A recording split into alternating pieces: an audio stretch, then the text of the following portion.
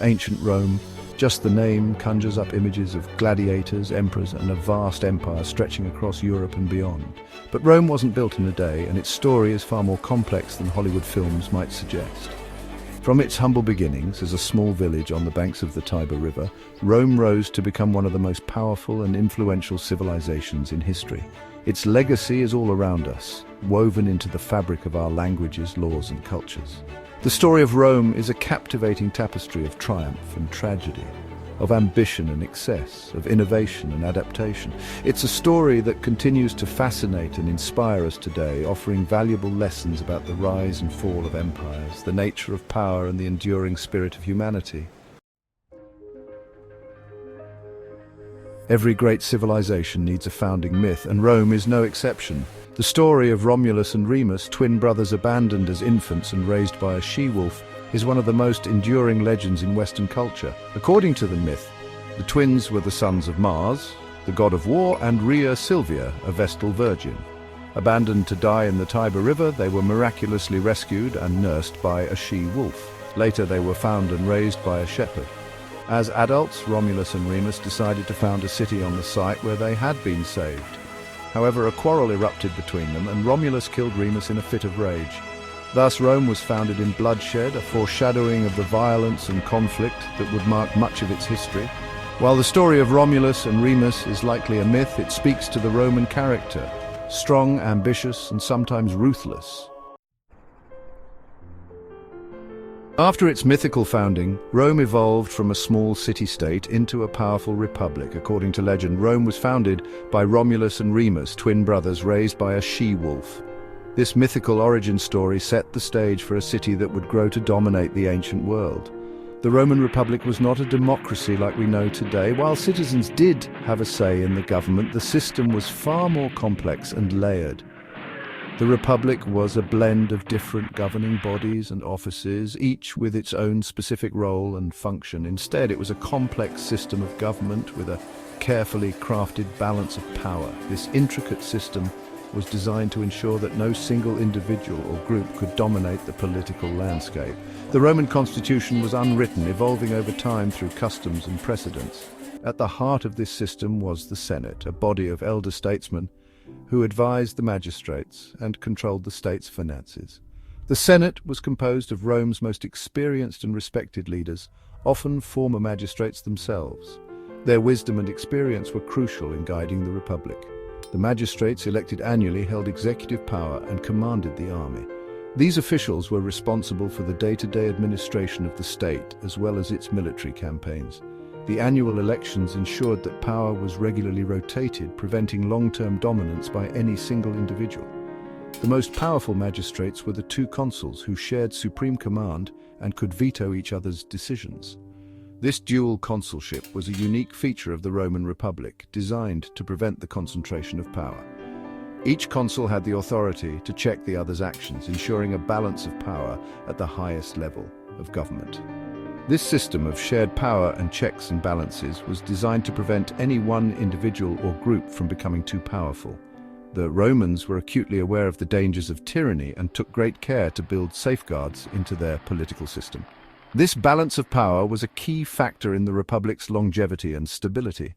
The Roman Republic was also marked by a strong sense of civic duty. Roman citizens were expected to contribute to the common good, whether through military service, participation in government, or other public duties. This sense of responsibility was deeply ingrained in Roman culture and was a driving force behind the Republic's success. Roman citizens, especially the wealthy landowners who made up the aristocracy, were expected to serve in the army and participate in government. These aristocrats, known as patricians, held significant influence and power. However, even the common citizens, or plebeians, had opportunities to participate in the political process through the assembly and other institutions. This sense of shared responsibility contributed to Rome's stability and success in its early centuries. The combination of a balanced government, a strong sense of civic duty, and the active participation of its citizens allowed the Roman Republic to thrive and expand, laying the foundation for the vast Roman Empire that would follow. Section 4. The Punic Wars, forging an empire in the crucible of conflict. Rome's rise to dominance in the Mediterranean world was neither peaceful nor inevitable. It was a journey marked by relentless ambition, strategic brilliance, and sheer determination. The Mediterranean, a vast expanse of water connecting diverse cultures and civilizations, became the stage for Rome's dramatic ascent. This rise was achieved through a series of bloody and protracted conflicts, most notably the Punic Wars against Carthage, a powerful trading empire based in North Africa. Carthage, with its wealth and naval prowess, was a formidable adversary. The struggle between these two powers was not just a battle for territory, but a fight for supremacy and survival. The Punic Wars, spanning over a century, were a clash of titans, a struggle for supremacy between two rising empires. The First Punic War, lasting from 264 to 241 BCE, was primarily a naval conflict. Rome, traditionally a land power, had to innovate and adapt quickly to challenge Carthage's naval dominance. The Romans built a fleet from scratch, incorporating captured Carthaginian ships' designs and developing new tactics like the corvus, a boarding device that turned sea battles into infantry engagements.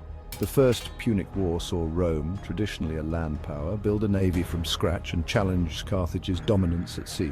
This war was a testament to Roman ingenuity and resilience. Despite numerous setbacks, including devastating storms that destroyed entire fleets, Rome persevered. The war ended with Rome's victory, securing Sicily as its first province outside the Italian peninsula. The Second Punic War brought Hannibal, the brilliant Carthaginian general, and his elephants across the Alps in a daring invasion of Italy. Hannibal's audacious strategy took the Romans by surprise.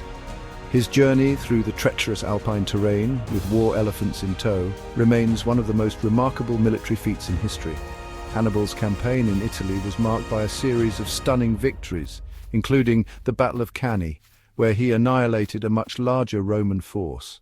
Hannibal inflicted a series of crushing defeats on the Roman legions, but ultimately failed to capture Rome itself. Despite his tactical brilliance, Hannibal could not break the Roman spirit. The Romans adopted a strategy of attrition, avoiding direct confrontation and wearing down Hannibal's forces over time. The war eventually shifted in Rome's favor when Scipio Africanus took the fight to Carthage, forcing Hannibal to return home to defend his city. The Third Punic War ended with the complete destruction of Carthage in 146 BCE. This final conflict was short but brutal. Rome, determined to eliminate the Carthaginian threat once and for all, laid siege to the city. After a fierce and desperate defense, Carthage fell. The city was razed, its inhabitants were sold into slavery, and its territory became the Roman province of Africa. Rome emerged from the Punic Wars as the undisputed master of the Western Mediterranean, but the wars had a profound impact on Roman society, setting the stage for the Republic's eventual downfall. The immense wealth and territories gained from these wars brought both opportunities and challenges. The influx of slaves and riches disrupted the traditional Roman social order, leading to economic inequality and social unrest. The military successes also increased the power and influence of military leaders, sowing the seeds for future conflicts and the eventual transition from republic to empire. Section 5. The Fall of the Republic, from Citizen Soldiers to Emperors. The final century of the Roman Republic was a period of turmoil and civil war. This era, marked by intense internal strife, saw the very fabric of Roman society being torn apart. The once unified republic, which had stood as a beacon of stability and governance, was now a battleground for power-hungry factions. The expansion of the empire brought immense wealth and power to Rome, but it also created deep social and economic problems. As Rome's territories grew, so did the disparities between the rich and the poor. The influx of wealth from conquered lands led to an opulent lifestyle for the elite, while the common citizens struggled to make ends meet. The bustling marketplaces of Rome were a stark contrast to the poverty-stricken areas where many Romans lived. The constant warfare had devastated the small farmers who formed the backbone of the Roman army. These farmers, who once proudly served as citizen soldiers, found their lands ravaged by continuous conflicts. The relentless battles not only destroyed their crops, but also left them unable to sustain their livelihoods. The very foundation of Rome's military strength was crumbling. Many were forced to sell their land to wealthy landowners, creating a growing class of landless poor in the cities. The urban centers of Rome swelled with displaced farmers, now struggling to survive in an unfamiliar environment. The once thriving agricultural community was now a shadow of its former self, replaced by vast estates owned by the elite. This shift in land ownership further widened the gap between the rich and the poor. Ambitious generals, backed by loyal legions and fueled by the plight of the poor, began to challenge the authority of the Senate.